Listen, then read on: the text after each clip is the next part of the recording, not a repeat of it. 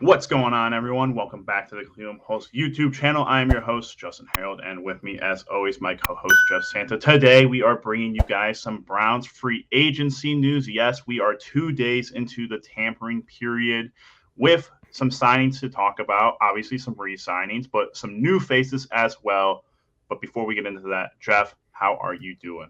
I'm doing good. It's that perfect time of the year where the Cleveland Pulse gets ramped up into form. You got Browns free agency / tampering. Cavaliers obviously winding down the regular season. So me, you, and of course Logan, busy fellas this time of the year. Let's get into it. Absolutely busy, and we're gonna have a busy time trying to figure out how we're gonna say the first guy's name in terms of our first big signing, new face. Listen here, I'm not gonna butcher it. I listened to 3 videos. No two people said his name the same way. We're either calling him Og because that's apparently what he's, or is it Ogbo? Ogbo? Obo. Obo is one of his nicknames. I'm just gonna call him Double O because of his first and last name starting initials. That's just the easiest way. I But like that. anyways, Double O coming from Houston. The deal is a 3-year deal. Not very expensive. I believe it's 22, 24 million, somewhere around there, Jeff. I don't even think it's that much.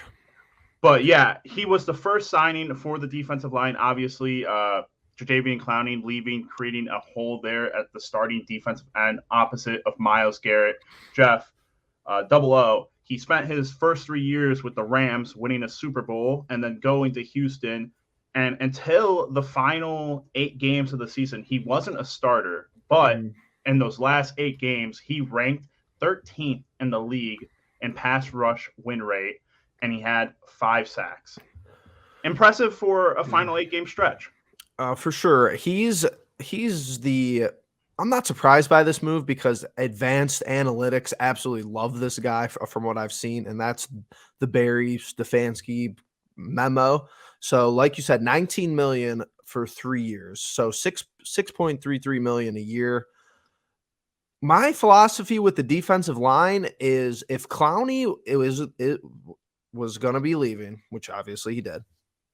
I'm more interested in having rotational pieces, which this guy is going to be. Set your expectations for this guy to not be the 3-down guy and always be out there alongside Myles Garrett. He's going to be out there strategically, but you're going to see another edge move, I think. And it's like you're at the point where what was Clowney costing you last year? 13 million. So now this guy's costing you 6 million this year. You could go out and get somebody else who's on his level or a little bit better and, pay 2 people for 15 million or 16 million, let's say, instead of Clowney for 13 million, who's hurt, who wasn't out there, wasn't giving you production last year. So this guy is interesting. It gives you that kind of middler range where you have Myles Garrett all the way up here. Alex Wright is like right here. And then this guy's right in the middle, almost probably closer to Alex Wright than Myles Garrett. But I don't know. It's a decent start to the offseason. I find it interesting that we're attacking the defensive line first, not because that it's unexpected, but it's almost like these moves that we're going to talk about today are good and serviceable, but it's not something to jump up and down about, I think, because it's stuff that needed to get done. It's not like they're under the radar moves that's really making a huge impact. Like these are just holes being filled at this point early in free agency. Jeff, a lot of amazing points there by you. 2 of the ones that I want to focus in on was you talking about role players and setting your expectations for Double O and the rest of the signings for this year. Listen, I gotta speak from a defensive lineman's point. Listen, he's a stand-up outside linebacker DN. He's only 6'1", 253 pounds. They put some meat on the guy, but he's still on the smaller edge when you look at, a Jadeveon Clowney, who he's sitting at a 6'5", 270 pounds. There's a sizable distance between those two. But like you said, Jeff, you made the point about Myles Garrett, Alex Wright, Double O. Alex Wright is still going to be, getting fed some playing time, some rotational time. And like I told Jeff before we got on here, Double O, I think his biggest downs are going to be second and third down. He might not be your starting first down guy because I don't think he's a run stopper. Unfortunately, I don't believe that he's going to be your run stopping DN. And the way Schwartz runs his stuff, I could imagine seeing a lot of guys come in and out on the defensive line to give guys breathers or be situational pieces. You're going to see a lot of stunting with this D-line. And, like Jeff said, you saw in the first day, they got double O, and the next guy we're going to talk about, a D tackle, they're trying to go and work on Schwartz's strength in this defense. So I'm very happy with it.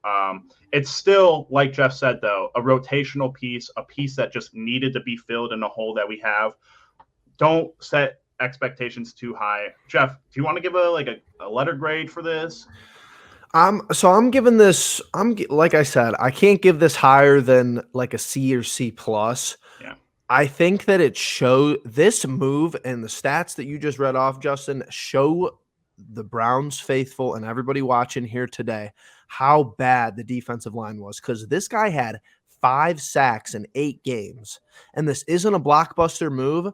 But it's better than what Clowney did last year. He would have been second on the roster defensively in sacks for this team last year. Myles Garrett with 16, Taven Bryan with 3. So is he a Pro Bowler, all-pro type of player? No. Is he a budget, cost-effective option to hopefully give you some athletic production from a guy who was able to do it a little bit last year as a starter? We're not asking him to be a superstar.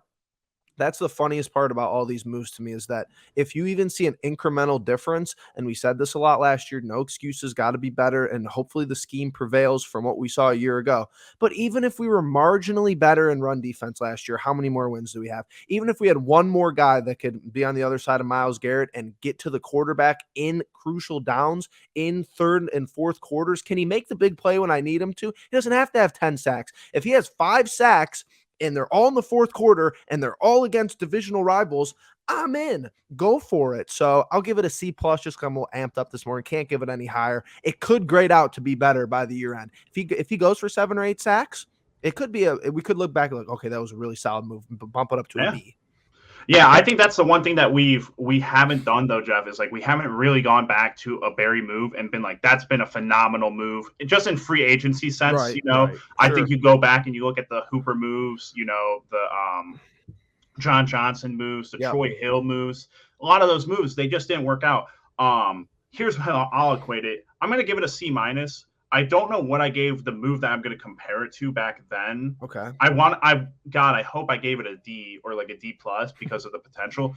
I'm going to compare this to a Tack McKinley signing, where you go and you get a guy who can be a very good rotational DN, but 100%. Not your premier guy, not the guy you're building around Myles Garrett. That's what this is. You're building around Myles Garrett, and you need pieces to give him a blow and be his, guy on the opposite end when it comes to pass rushing. I think they went and got it. I don't know that this is, the best thing in the world if you don't go and get another DN.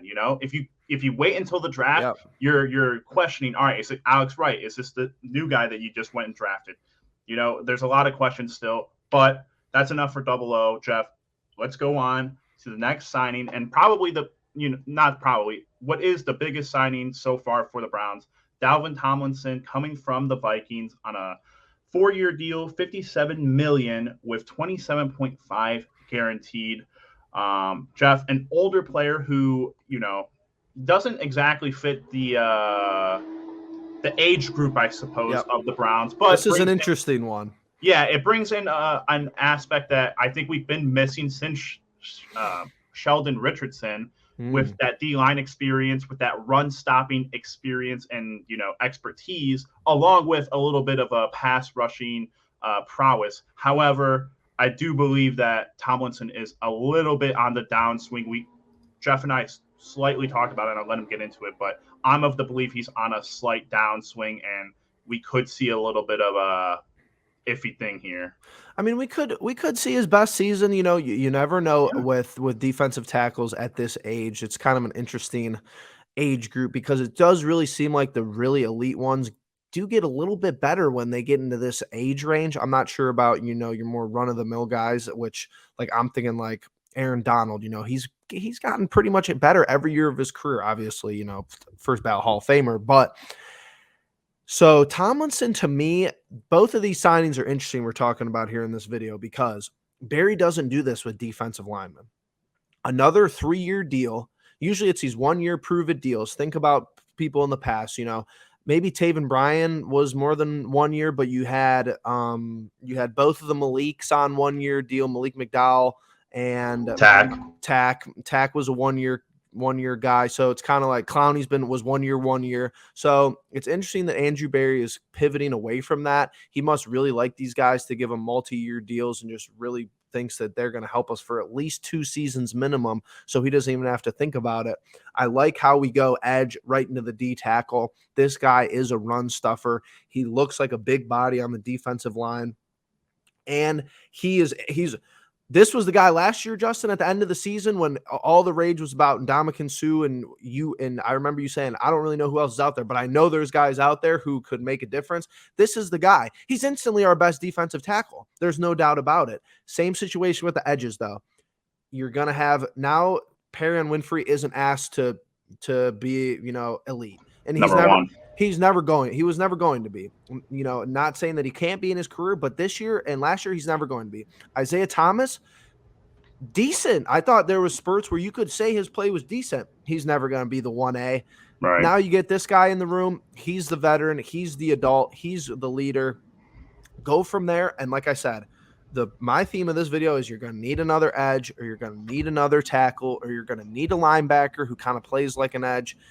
We're not done. Don't get complacent. Don't say that this front office is really, killing it out of the gate. They're not doing bad. They're off to a good start. Don't get me wrong. But you got to keep pushing. This is the off season of off seasons. I'm going to keep saying that.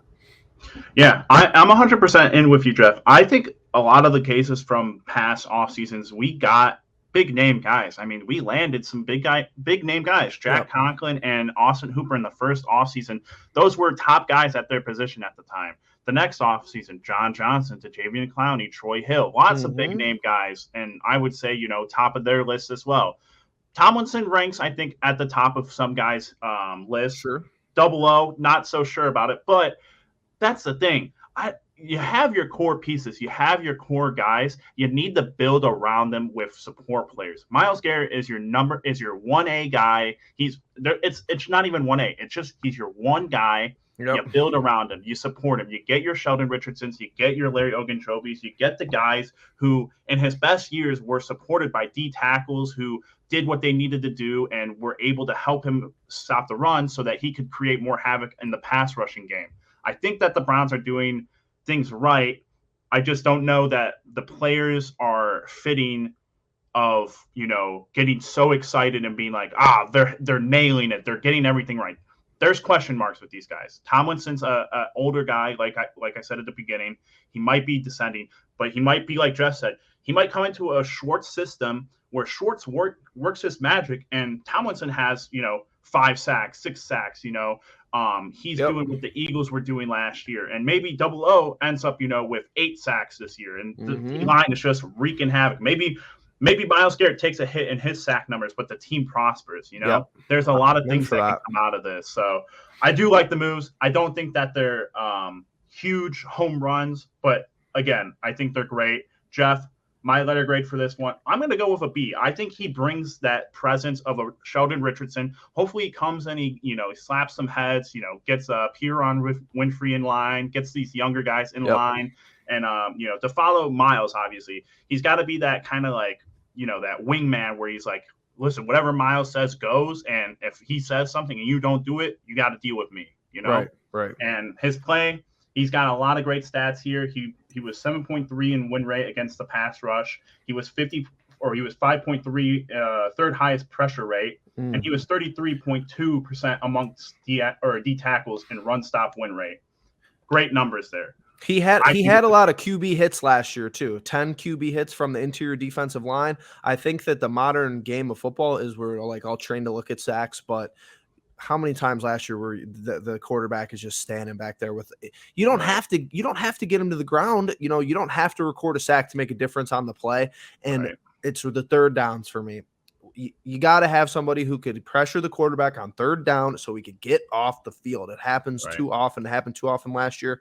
I'm going to give it a B-, not because I think he's better than a B- player, but the move was just too obvious. I can't, it was going to happen. So it was too obvious. And especially when you get reports about you were either outbidded or you were outstructured in a way, it's tough to be like, oh yeah, the third guy that they Right. wanted, they got, and were, over the moon. But Right. nonetheless, great moves. I think they fill the needs. I think they support the needs, not exactly fill them all the way, but great stuff. Jeff, any last thing before we get going? Nope, a lot of content coming soon. Make sure you hit that like button and subscribe, bell notification. Let's go.